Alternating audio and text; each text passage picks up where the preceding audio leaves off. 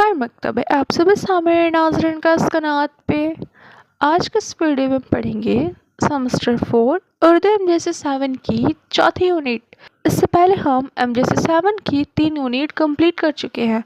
आज हम चौथी यूनिट को पढ़ेंगे। अंजुमन पुरी की हालत ज़िंदगी को इससे पहले वीडियो में हमने तो जान लिया है और आज इस वीडियो में हम अंजुमन पुरी की मिज़ानिगारी मीर कल्लू की गवाही की खुलासे को पढ़ेंगे। आइए देर न करते हुए हम अपने सबक की तरफ चलते हैं और उसे ध्यान से पढ़ते हैं। लिखा है, एहसान अपने गवाहों के न आने की वजह से मुकदमा की तारीख बढ़ाने के लिए मोहलत की दरख्वास्त देकर बार लाइब्रेरी में इत्मीनान से बैठा हुआ अपने वकील से बातें कर रहा था।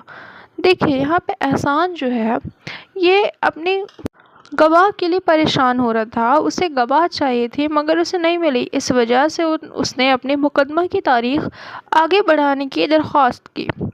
आगे लिखा है, अपने वकील से बातें कर रहा था कि इसका कारपरदाज घबराया हुआ पहुंचा और बोला कि गवाहों की पुकार हो चुकी है। हाकिम ने मोहलत की दरख्वास्त नामंजूर करवा दी। यहाँ पर एहसान का कारपरदाज जो होते हैं तो वो आके कहते हैं कि गवाहों की पुकार हो चुकी है और मोहलत जो उन्होंने दरख्वास्त की थी तो वो नामंजूर हो गया। गवाह हाजिर ना होंगे तो मुकदमा खारिज कर दिया जाएगा।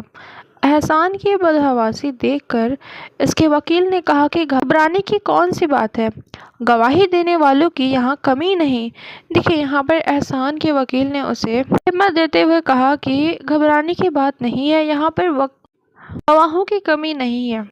चुनांचे फन गोई के मशहूर माहिर और पेशावर गवाहों के उस्ताद मीर कल्लू साहब बुलाए गए। मीर कल्लू जो है उन्हें गवाहों में बहुत आला माना जाता था तो उन्हें बुलाए वकील साहब ने और वकील साहब ने एहसान से 5 रुपए लेकर इनके हवाले कर दिए। साथ लिए अजलास पर पहुंच गए।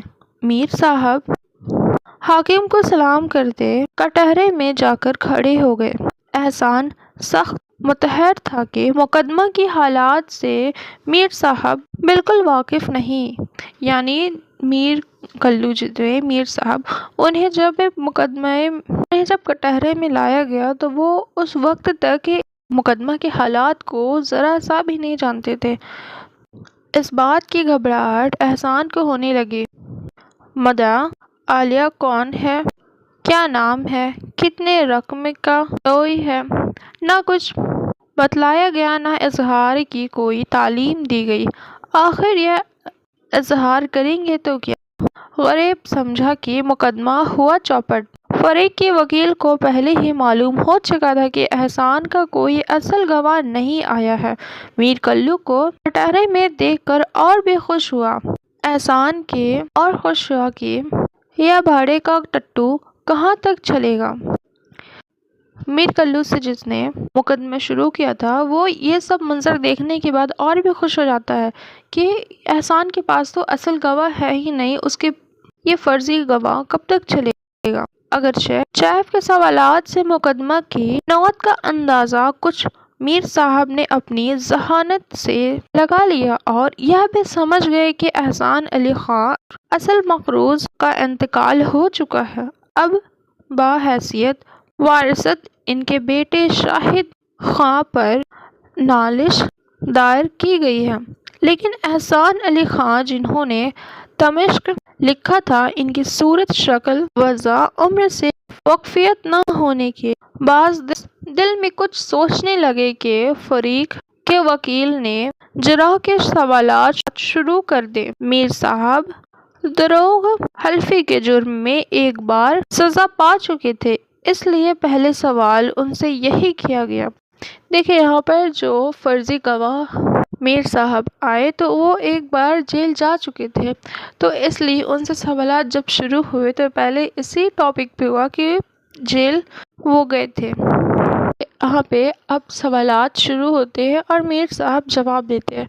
तो देखिए यहाँ पे बहस, देखिए वकील और मीर साहब की बहस को।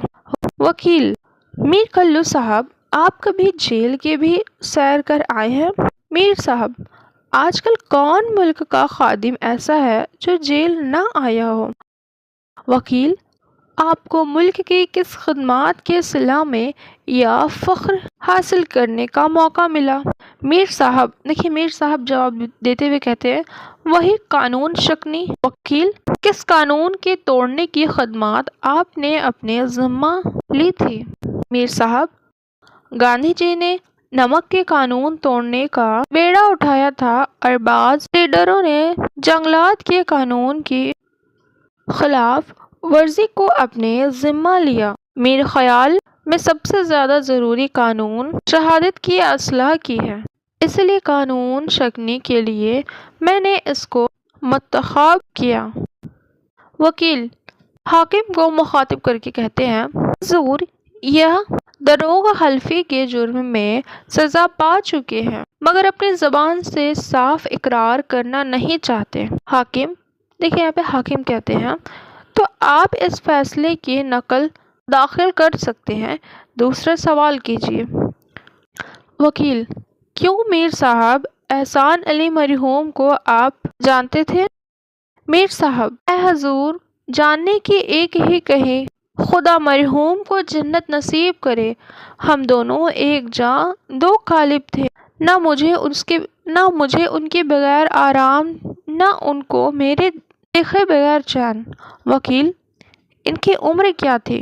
میر صاحب، یہی 30 اور 60 کے درمیان تھی۔ وکیل، 30 اور 60 کے درمیان کہنے سے کام نہیں چلے گا، صاف کہیں وہ بوڑھے تھے یا جوان؟ میر صاحب، عمر کے لحاظ سے تو بہت زیادہ بوڑھے نہیں تھے مگر اکثر بیمار رہنے کی وجہ سے بوڑھے معلوم ہوتے تھے۔ وکیل، بال سفید تھے یا سیاہ؟ میر صاحب، نزلہ کی وجہ سے بال سفید ہو گئے تھے لیکن جب خضاب لگاتے تھے تو جوان معلوم ہوتے تھے۔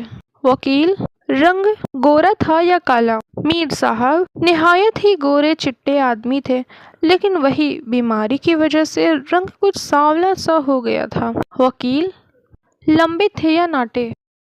میر صاحب، قد تو لمبا تھا لیکن کمر جھکنے کی وجہ سے ناٹے معلوم ہوتے تھے۔ وکیل نے جھلا کر کہا، سوال کا صاف جواب کیوں نہیں دیتے؟ یہ کیا لمبے تھے اور ناٹے بھی، گورے بھی تھے اور سانولے بھی، بال سفید تھے اور سیاہ بھی، اس سے حیلہ کا کہیں اندازہ مل سکتا ہے؟ میر صاحب، جناب، خفا ہونے کی تو کوئی بات نہیں، ایک دو روز کی ملاقات ہوتی تو البتہ اس وقت کی خاص وضع اور صورت کو بیان کرتا۔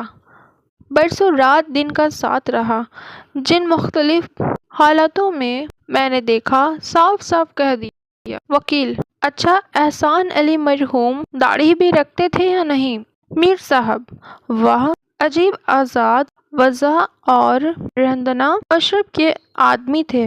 جی میں آیا تو چاروں ابروؤں کا صفایا بول دیا اور کبھی داڑھی بڑھائے تو خواجہ حضرت کو بھی مات دے دی۔ وکیل، فضول گوئی کی ضرورت نہیں، میں نے پوچھا تھا کہ داڑھی رکھتے تھے یا نہیں، صرف ہاں یا نہیں کہہ دیتے، اس کے علاوہ کچھ زیادہ بولنے کی ضرورت نہیں، دنیا بھر کے قصے سے ہمیں مطلب نہیں۔ میر صاحب، بہتر، آئندہ سے انہی 2 لفظوں میں جواب دوں گا۔ وکیل، احسان علی خاں مرحوم برابر رہتے کہاں تھے؟ میر صاحب، جی ہاں۔ وکیل، یہ جی ہاں کیا؟ میں پوچھتا ہوں کہ کہاں رہتے تھے تو آپ فرماتے ہیں جی ہاں، یہ اس سوال کا جواب ہوا؟ میر صاحب، جناب ہی نے فرمایا تھا کہ جواب میں صرف ہاں یا نہیں کہوں۔ وکیل، میں نے ہر سوال کے لیے تھوڑی ہی یہ جواب بتایا تھا۔ اچھا، اب کہیں کہ وہ کہاں رہتے تھے؟ میر صاحب، اپنے مکان میں۔ وکیل، حول ولا قوت، عجیب سمجھ ہے۔ میر، اس سے مطلب یہ ہے کہ شہر میں رہتے تھے یا دیہات میں؟ میر صاحب، دونوں جگہ، کبھی شہر کبھی دیہات۔ وکیل، دیہات میں ان کا مکان کس رخ کا ہے؟ آپ تو وہاں بھی ساتھ جاتے ہوں گے؟ میر صاحب، جی ہاں، برابر ساتھ دیہات بھی جایا کرتا تھا۔ وکیل، اصل سوال کو آپ کھا گئے۔ دیہات میں ساتھ رہنے کو میں نے نہیں پوچھا، اس کا جواب دیجیے کہ وہاں مکان کس رخ کا ہے؟ میر صاحب نے اتنی دیر میں جواب سوچ گیا۔ جواب دیتے ہوئے کہتے ہیں، شہر میں رہنے والوں کا دیہات میں اکثر تیر بہک جاتا ہے۔ وہاں جب گیا سمت کا مجھے صحیح پتہ ہی نہیں لگا۔ وکیل: یہ روپے کس کام کے لیے انہوں نے لیے تھے؟ میر صاحب: اپنی ضرورت کے لیے۔ وکیل: کون سی ضرورت؟ کیا کوئی خاص ضرورت آ پڑی تو بغیر قرض لیے کام نہیں چلتا؟ میر صاحب: وہ نہایت ہی اور اولوالدین تھے۔ خاص اور عام دونوں ضرورتیں ان کے لیے ایک تھیں۔ اپنے پاس 2-4 ہزار روپے رکھنے ضروری نہیں سمجھتے۔ وکیل: کب روپے انہوں نے لیے؟ میر صاحب: جب ضرورت پڑی۔ وکیل: کتنے دن ہوئے؟ میر صاحب: 360 دنوں کا 1 سال ہوتا ہے۔ اصل میں 365 ہوتا ہے، یہاں پہ 360 لکھا ہے۔ 360 دنوں کا 1 سال ہوتا ہے۔ اب حساب کرنا اور جوڑ کر بتانا کہ سب ملا کر کتنے دن ہوئے ذرا مشکل ہے۔ وکیل: دنوں کو جوڑ کر میں بتانے کو نہیں کہتا، یہ بتائیں کہ کتنے سال ہوئے۔ میر صاحب: دمشق کی مرقومہ تاریخ کو دیکھ کر آپ بھی جوڑ سکتے ہیں کہ کتنے سال ہوئے۔ وکیل: تو صاف کہیں کہ ہمیں یاد نہیں۔ میر صاحب: جی ہاں، پڑھنا چھوڑے ہوئے زمانہ ہو گیا، اب حساب ہوا کہ یاد نہیں۔ وکیل: حساب کے بھولنے یا یاد رکھنے کا سوال نہیں۔ دمشق کب لکھا گیا تھا، کتنے زمانہ ہوا، یہ یاد ہے یا نہیں؟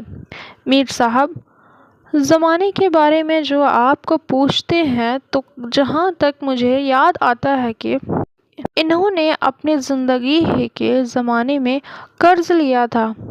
وکیل صاحب اس اول فول جواب سے سمجھ گئے کہ مقدمہ کے متعلق یہ حضرات کچھ بھی نہیں جانتے، صرف آلودگی کر رہے ہیں۔ لیکن غصہ تو اس کا تھا کہ اور باتوں کے جاننے کا کیا ذکر، مدعا عالیہ کی صورت تک نہیں دیکھی اور برسوں کی ملاقات ایک طرف رہی۔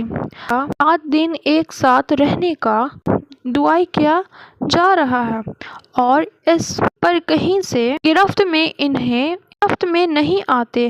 آخر سوچ کر کے ایک ایسا سوال کیا جس سے وکیل صاحب کو یقین تھا کہ واقفیت اور دوستی کا سارا بھانڈا ہی پھوٹ جائے گا۔ وکیل صاحب نے سوال کیا۔ وکیل: کہیں میر صاحب، احسان علی صاحب مرحوم سے آپ کی دلی دوستی تھی، برسوں ایک ساتھ رہنے کا اتفاق ہوا ہے، ان کا حرف تو آپ ضرور پہچانتے ہوں گے؟ صاحب: یہی تو ایک کمال مرحوم میں تھا جس پر وہ بڑا فخر کیا کرتے تھے۔ وہ نہایت ہی خوشنویش رفت قلم تھے، ہمیشہ مختلف شان سے لکھا کرتے تھے۔ قلم پر اتنا اختیار تھا کہ ان کا ایک خط کبھی دوسرے سے ملا ہی نہیں۔ اس جواب کے بعد وکیل صاحب سپر رکھ دی۔ 2 بجے سے مقدمہ شروع ہوا تھا، 4 بجنے کو چند ہی منٹ باقی رہ گئے تھے۔ حاکم نے مسکرا کر وکیل صاحب سے پوچھا کہ اور کچھ پوچھنا ہے؟ وکیل صاحب نے کہا، جی نہیں، لیکن یکایک ایک بات یاد آ گئی۔ حاکم سے کہا کہ حضور صرف ایک سوال کر کے ذرا ختم کر دیتا ہوں۔ مسل کے کاغذات میں ایک جگہ احسان علی خان مرحوم کے مرض الموت کا زمانہ تذکرہ تھا، اس کو داغ میں رکھ کر وکیل صاحب نے سوال کیا۔ یہاں پر ایک ٹاپک کو وکیل صاحب نے چنا اور اس ٹاپک سے سوال کرنے شروع کیے۔ وکیل: میر صاحب، یہ تو بتلائے کہ احسان علی خان مرحوم مری کس بیماری سے؟ میر صاحب رونی صورت بنا کر۔ میر صاحب اپنی روتی ہوئی صورت بنا کر کہتے ہیں، ہائے، رونا تو اسی بات کا ہے کہ ان کے علاج میں کوئی دقیقہ نہیں اٹھا رکھا گیا۔ حکیم، وید، ڈاکٹر سب کا علاج کیا گیا مگر کسی کو اصل مرض کا پتہ ہی نہیں لگا۔ کوئی کچھ کہتا تو کوئی کچھ کہتا۔ قضا عائد طبیب البتہ سعود۔ جناب وکیل صاحب، سچی بات تو یہ ہے کہ ان کو موت کی بیماری تھی۔ 4 بج چکے تھے۔ اجلاس پر خواست ہوا۔ احسان کو دوسرے روز اپنے گواہوں کے لانے کے لیے کافی موقع مل گیا اور یہ صرف میر صاحب کی بدولت ہوا۔ اس روز سے ہر شخص کو یقین ہو گیا کہ گواہوں کو سچے ہونے سے زیادہ ذہن میں حاضر جواب ہونے کی ضرورت ہے۔